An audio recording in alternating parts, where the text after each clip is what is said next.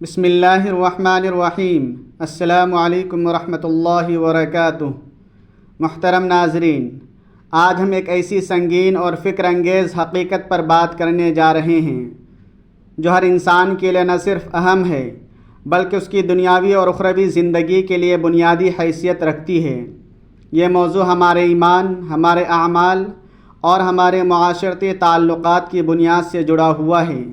سوچیں، اگر آپ نے کوئی ایسا گناہ کیا جس کی معافی کے لیے نہ ایک حج کافی ہو، نہ لاکھوں حج، نہ کروڑوں نوافل، نہ بے شمار تسبیحات، نہ راتوں کی عبادت اور نہ ہی دنوں کی خیرات۔ تصور کریں کہ آپ نے راتوں کو جاگ کر اللہ کے حضور سجدوں میں سر رکھ کر آنسو بہائے، مکہ مکرمہ میں خانہ کعبہ کے سامنے گھنٹوں گڑ گڑا کر معافی مانگی، مدینہ منورہ میں روضہ رسول صلی اللہ علیہ وسلم پر جا کر اپنے دل کا حال بیان کیا، لیکن پھر بھی وہ گناہ آپ کے نامہ اعمال سے نہ مٹ سکا۔ کیا واقعی کوئی ایسا گناہ ہے جو اللہ کی رحمت کے وسیع سمندر میں بھی معافی کے قابل نہ ہو؟ کیا کوئی ایسی خطا ہے جو اللہ کے قانون میں بھی بخشش سے باہر ہو؟ ہاں محترم ناظرین، ایک ایسا کبیرہ گناہ ہے جو نہ صرف اللہ کی ناراضی کا باعث بنتا ہے بلکہ اس کے مرتکب کے لیے دنیا اور آخرت دونوں میں تباہی کا سبب بنتا ہے۔ یہ وہ گناہ ہے جس کے سامنے کوئی سفارش کام نہ آئے گی، نہ کوئی دعا، نہ کوئی وسیلہ، نہ کوئی نیکی اسے مٹا سکے گی۔ یہ وہ جرم ہے جو انسان کو دنیا میں عارضی لذت اور خوشی تو دے سکتا ہے، لیکن آخرت میں اس کا انجام اتنا ہولناک ہوگا کہ زمین و آسمان کانپ اٹھیں گے۔ یہ وہ گناہ ہے جس کے مرتکب کے لیے نہ کوئی شفاعت ہوگی، نہ کوئی مغفرت، بلکہ صرف عذاب، پچھتاوا اور ابدی حسرت ہوگی۔ آخر وہ گناہ کیا ہے؟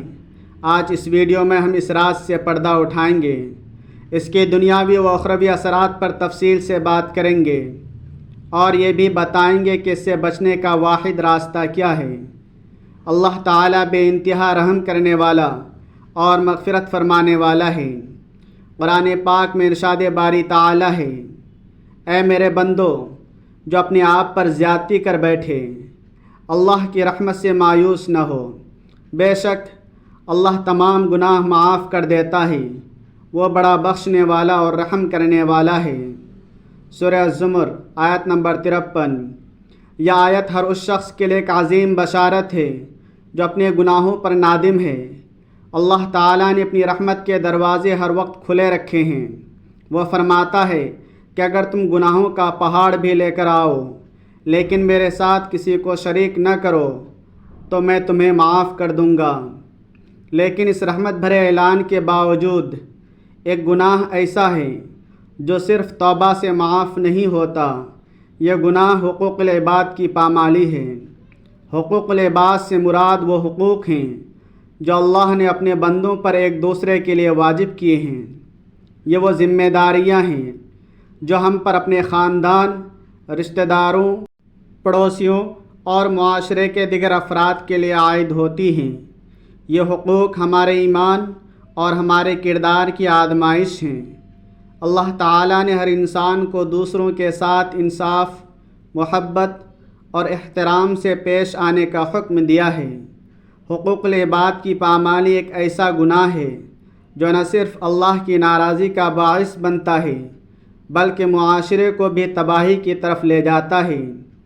نبی کریم صلی اللہ علیہ وسلم نے فرمایا، مسلمان وہ ہے جس کے ہاتھ اور زبان سے دوسرے مسلمان محفوظ رہیں۔ صحیح بخاری حدیث نمبر 10۔ اس حدیث سے واضح ہوتا ہے کہ کسی کا حق مارنا، کسی کی عزت پر حملہ کرنا، کسی کے ساتھ دھوکہ کرنا یا کسی پر ظلم کرنا اسلام میں ناقابل برداشت جرم ہے۔ حقوق العباد کی پامالی کے اثرات صرف آخرت تک محدود نہیں ہیں بلکہ اس کے دنیاوی نقصانات بھی بہت سنگین ہیں۔ آئیے ان پر تفصیل سے غور کرتے ہیں۔ جب لوگ ایک دوسرے کے حقوق پامال کرتے ہیں تو معاشرے میں بداعتمادی اور نفرت پھیلتی ہے، خاندان ٹوٹ جاتے ہیں، رشتوں میں دراڑیں پڑ جاتی ہیں اور لوگ ایک دوسرے سے کٹ کر رہ جاتے ہیں۔ مثال کے طور پر اگر کوئی شخص اپنے پڑوسی کا حق مارتا ہے تو اس سے نہ صرف دونوں کے درمیان دشمنی پیدا ہوتی ہے بلکہ پورا محلہ اس نفرت کی لپیٹ میں آ سکتا ہے۔ حق تلفی کرنے والا شخص معاشرے میں بدنام ہوتا ہے، لوگ اس سے دوری اختیار کرتے ہیں اور اس کی ساکھ ختم ہو جاتی ہے۔ بعض اوقات اسے قانونی کارروائی کا بھی سامنا کرنا پڑ سکتا ہے جو اس کی زندگی کو مزید مشکل بنا دیتی ہے۔ جو شخص دوسروں کا حق مارتا ہے وہ اپنی ضمیر کی عدالت میں سزا کا مستحق ہوتا ہے۔ اس کا دل کبھی سکون سے نہیں بیٹھتا، وہ ہر وقت خوف، پچھتاوے اور بے چینی کا شکار رہتا ہے۔ یہ ذہنی دباؤ اس کی صحت اور زندگی کو متاثر کرتا ہے۔ معاشرے میں حقوق العباد کی پامالی عام ہو جاتی ہے تو ظلم، دھوکہ دہی اور کرپشن پھیلتی ہے۔ یہ چیزیں معاشرے کے نظام کو تباہ کر دیتی ہیں اور لوگوں کے درمیان محبت اور بھائی چارے کا رشتہ ختم کر دیتی ہیں۔ محترم ناظرین، اگرچہ دنیاوی نقصانات بھی بہت سنگین ہیں لیکن حقوق العباد کی پامالی کا اصل خمیازہ آخرت میں بھگتنا پڑتا ہے۔ قرآن پاک میں اللہ تعالیٰ فرماتا ہے، جس نے ذرہ برابر نیکی کی وہ اسے دیکھ لے گا اور جس نے ذرہ برابر برائی کی وہ بھی اسے دیکھ لے گا۔ سورۃ الزلزال آیت نمبر 87۔ نبی کریم صلی اللہ علیہ وسلم نے فرمایا، قیامت کے دن سب سے زیادہ خسارے میں وہ شخص ہوگا جو نیکیاں لے کر آئے گا، نمازیں پڑھی ہوں گی، روزے رکھے ہوں گے، زکوٰۃ دی ہوگی، لیکن اس نے کسی کو گالی دی، کسی کا حق دبایا، کسی پر ظلم کیا۔ اس کی نیکیاں مظلوموں میں تقسیم کر دی جائیں گی اور جب نیکیاں ختم ہو جائیں گی تو دوسروں کے گناہ اس پر ڈال دیے جائیں گے، پھر اسے جہنم میں پھینک دیا جائے گا۔ صحیح مسلم حدیث نمبر 2581۔ یہ حدیث ہر اس شخص کے لیے ایک واضح تنبیہ ہے جو دوسروں کے حقوق کی پامالی کرتا ہے۔ قیامت کے دن جب پل صراط سے گزرنے کا وقت آئے گا، جب جہنم کی آگ دھاڑیں مار رہی ہوگی، تب اس شخص کو احساس ہوگا کہ اس نے کتنا بڑا جرم کیا ہے، لیکن تب پچھتاوے کا کوئی فائدہ نہ ہوگا۔ اس دن نہ کوئی نیکی اسے بچا سکے گی، نہ کوئی عبادت اس کا ساتھ دے گی، جب تک کہ مظلوم خود اسے معاف نہ کر دے۔ ناظرین، حقوق العباد میں وہ تمام ذمہ داریاں شامل ہیں جو ایک انسان پر دوسرے انسانوں کے لیے عائد ہوتی ہیں۔ آئیے کچھ اہم مثالیں دیکھتے ہیں۔ والدین کی خدمت، ان کی عزت اور ان کی ضروریات کا خیال رکھنا ہمارا اولین فریضہ ہے۔ قرآن میں اللہ تعالیٰ فرماتا ہے، اور تیرے رب نے فیصلہ کیا کہ تم اس کے سوا کسی کی عبادت نہ کرو اور والدین کے ساتھ اچھا سلوک کرو۔ سورہ اسراء آیت نمبر 23۔ بچوں کی اچھی پرورش، ان کی تعلیم اور ان کے ساتھ محبت بھرا سلوک کرنا والدین کی ذمہ داری ہے۔ پڑوسیوں کے ساتھ حسن سلوک، ان کی مدد اور ان کے حقوق کی حفاظت کرنا ضروری ہے۔ نبی کریم صلی اللہ علیہ وسلم نے فرمایا، جبریل مجھے پڑوسی کے حقوق کے بارے میں اتنا بتاتے رہے کہ میں نے سوچا کہ شاید وہ پڑوسی کو وارث بنا دیں گے۔ صحیح بخاری۔ میاں بیوی کے درمیان وفاداری، محبت اور احترام کا رشتہ ہونا چاہیے۔ دونوں کو ایک دوسرے کے حقوق ادا کرنے چاہیے۔ یتیموں اور غریبوں کی مدد کرنا، ان کے ساتھ نرمی سے پیش آنا اور ان کی ضروریات پوری کرنا ایک عظیم نیکی ہے۔ کاروبار میں ایمانداری، درست تولنا اور وعدوں کی پاسداری کرنا حقوق العباد کا حصہ ہے۔ کسی کی عزت پر حملہ نہ کرنا، غیبت سے بچنا اور دوسروں کی مال کی حفاظت کرنا بھی حقوق العباد میں شامل ہے۔ ناظرین، اگر آپ نے کسی کا حق مارا ہے یا کسی کے ساتھ ناانصافی کی ہے تو ابھی وقت ہے کہ آپ اپنے معاملات درست کر لیں۔ اللہ تعالیٰ نے ہمیں دنیا میں موقع دیا ہے کہ ہم اپنی غلطیوں کا ازالہ کر سکیں، اس کے لیے چند اقدامات اٹھائیں۔ اگر آپ نے کسی کا دل دکھایا، کسی کی عزت پر حملہ کیا یا کسی کے ساتھ دھوکہ کیا تو فوراً اس سے معافی مانگیں۔ عاجزی اور خلوص سے معافی مانگنا آپ کے گناہ کو ہلکا کر سکتا ہے۔ اگر آپ نے کسی کا مال ہڑپ کیا یا کسی کا حق دبایا تو اسے فوراً واپس کریں۔ اگر مالی نقصان پہنچایا ہے تو اس کی تلافی کریں، صدقہ دیں، نیک اعمال کریں اور اللہ سے دعا کریں کہ وہ مظلوم کو راضی کرنے کی توفیق دے۔ نبی کریم صلی اللہ علیہ وسلم نے فرمایا، صدقہ اللہ کے غضب کو ٹھنڈا کرتا ہے اور مصیبت کو دور کرتا ہے۔ اپنی زندگی کے ہر معاملے میں انصاف کو ترجیح دیں، ظلم سے بچیں اور انسان کے ساتھ منصفانہ سلوک کریں۔ حقوق العباد کی ادائیگی کے دنیاوی اور اخروی فوائد بے شمار ہیں۔ آئیے ان پر تفصیل سے غور کرتے ہیں۔ جو شخص دوسروں کے حقوق ادا کرتا ہے وہ معاشرے میں عزت اور وقار حاصل کرتا ہے۔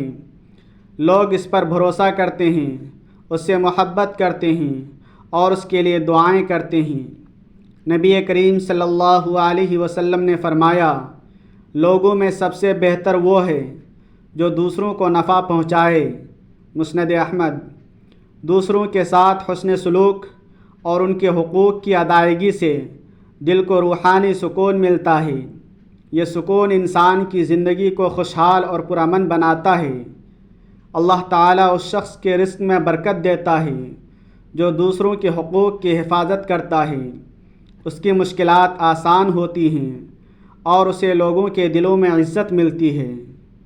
حقوق العباد کی ادائیگی سے معاشرے میں محبت، بھائی چارہ اور اتحاد بڑھتا ہے، جو ایک پرامن اور خوشحال معاشرے کی بنیاد ہے۔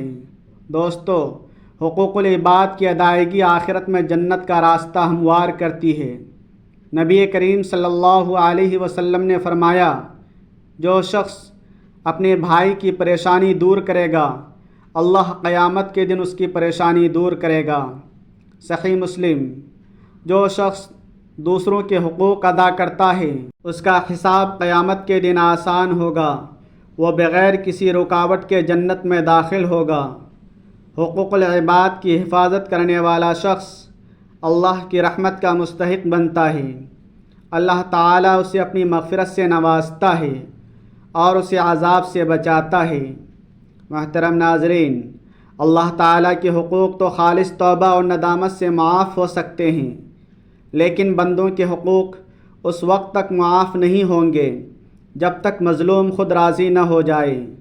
اگر آپ نے کسی کا حق مارا ہے، کسی کا دل دکھایا ہے، کسی کے ساتھ ظلم کیا ہے تو آج ہی اس سے معافی مانگیں، اس سے پہلے کہ قیامت کا دن آ جائے۔ اپنے معاملات درست کریں۔ اگر آپ نے کسی کا مال ہڑپ کیا، کسی کی عزت پر حملہ کیا یا کسی کے ساتھ دھوکہ کیا تو اس کی تلافی کریں۔ یاد رکھیں کہ قیامت کے دن سب سے بڑا انصاف حقوق العباد کے معاملے میں ہوگا۔ اللہ تعالیٰ فرماتا ہے، نیکی اور تقوی میں ایک دوسرے کی مدد کرو اور گناہ اور زیادتی میں ایک دوسرے کی مدد نہ کرو۔ سورہ المائدہ آیت نمبر 2۔ ہمیں اپنی زندگیوں کو اس طرح گزارنا چاہیے کہ ہم نہ صرف اللہ کے حقوق ادا کریں بلکہ بندوں کے حقوق کی بھی حفاظت کریں۔ اگر ہم چاہتے ہیں کہ قیامت کے دن ہمارا حساب آسان ہو، ہم ذلت سے بچیں اور جنت میں اعلیٰ مقام حاصل کریں تو ہمیں آج ہی اپنے معاملات درست کرنے ہوں گے۔ جس کا حق مارا ہے اسے واپس کریں۔ اگر کسی کو تکلیف دی ہے تو اس سے معافی مانگ لیں۔ اگر کسی کے بارے میں جھوٹ بولا ہے تو اس کی عزت بحال کریں۔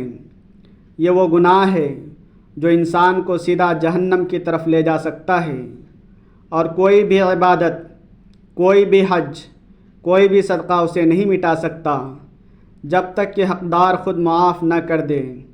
اللہ تعالی ہمیں حقوق العباد کی ادائیگی کی توفیق عطا فرمائے، ہمیں ظلم اور ناانصافی سے بچائے اور ہمیں اپنی رحمت کے سائے میں جگہ عطا فرمائے۔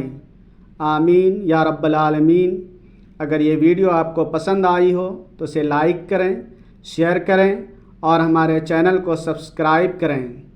کامنٹ باکس میں اللہ تعالیٰ کے 99 ناموں میں سے کوئی ایک نام ضرور لکھیں۔ اگلی ویڈیو تک کے لیے اللہ حافظ، جزاک اللہ خیرا، السلام علیکم ورحمۃ اللہ وبرکاتہ۔